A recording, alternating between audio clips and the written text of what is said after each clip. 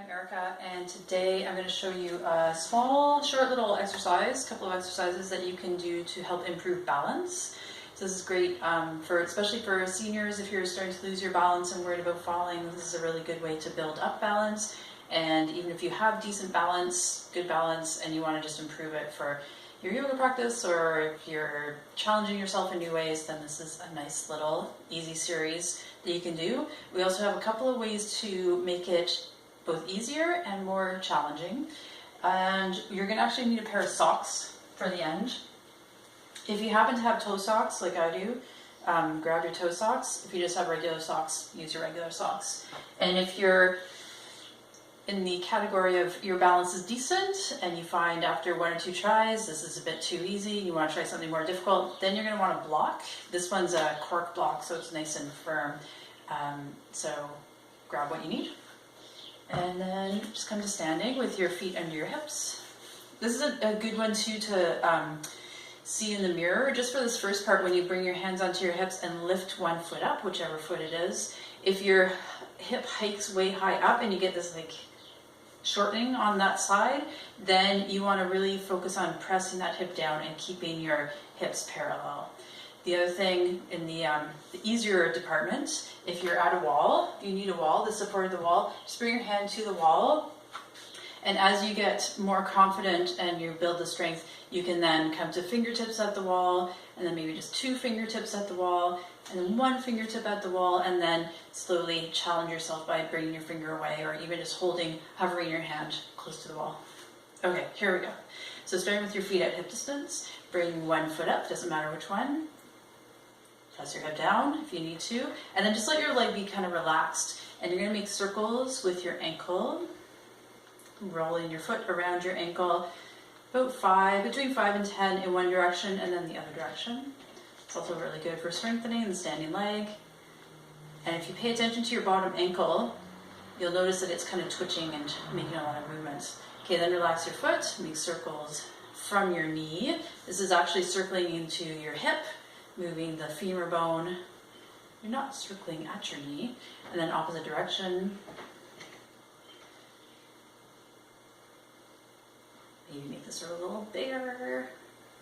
And then come back to center. And now make some nice big circles with your whole leg. And again, when you start out, your circles might be really small. It might be hard to lift your leg very high. Whatever you're able to do is great. And you're just gonna, if you keep going, you'll just progress. Opposite direction. I just have to put my foot down, almost fell over. And this, when you start to wobble, this is the perfect place where you want to be, because this is where your body is gaining strength and also knowledge. It's figuring out how to do the standing, how to do the balancing. Just 1 more big circle. And then a lift without lifting your hip, and lower. Whew, it's hard on the standing leg. So those movements in the ankle, and it also might happen sort of up in the thigh, those are your little stabilizer muscles, or these teeny tiny little muscles that just don't get challenged very often. So when we do challenge them, we really notice it. If you did feel that that was too easy for balance, use your block and stand on your block. And then this will make it automatically more difficult. And if that's too easy, then stand this way on your block. So in the narrower width, let's see if I can do it. And then it's a little bit nerve-wracking. Okay, lift that second foot, second leg, and make the circles. And this one too, you can be at the wall or not. Go in the opposite direction. Notice the difference on the side. So I don't know if I can stay up here for the next one. All that movement. And then relax your foot. Make the movement like you're stirring a big pot. Whoa. Ah. And then opposite direction. So this is my place of growth. This is how far I have to go right now.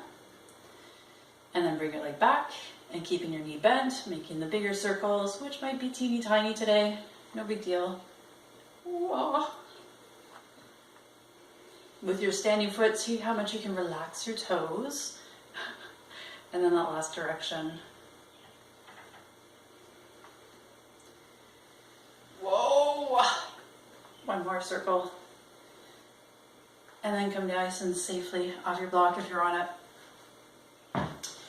Now we're going to finish off by putting on our socks. So the way you're going to put on your socks, and the way I would recommend doing it as often as possible, is by standing, not sitting. If you usually sit on your bed, remember to stand up, and then you're going to lift one foot. This is why it's good to have to try with toe socks, just for extra challenge. And oh, my legs are tired from all that. I'm going to do the other foot first. And it can help too to squeeze your legs in towards each other, and then just keep your foot lifted. And again, to make it a little bit easier, you can lean part of your body against the bed. You can have your standing leg pressed against the bed, or even your heel against your standing leg or against the bed. There we go. One and the other one. The other thing for focus, you probably know this one already, but having a focal point, sorry, not for focus, for balance, is having a focal point. Squeeze your legs in and even tighten your abdomen. That always helps for balance. There, that one was much smoother. There you go, balance help. Try it out. Your legs will get stronger. All those range of motion movements will get bigger as you practice, and your balance will be great. Let me know how it goes.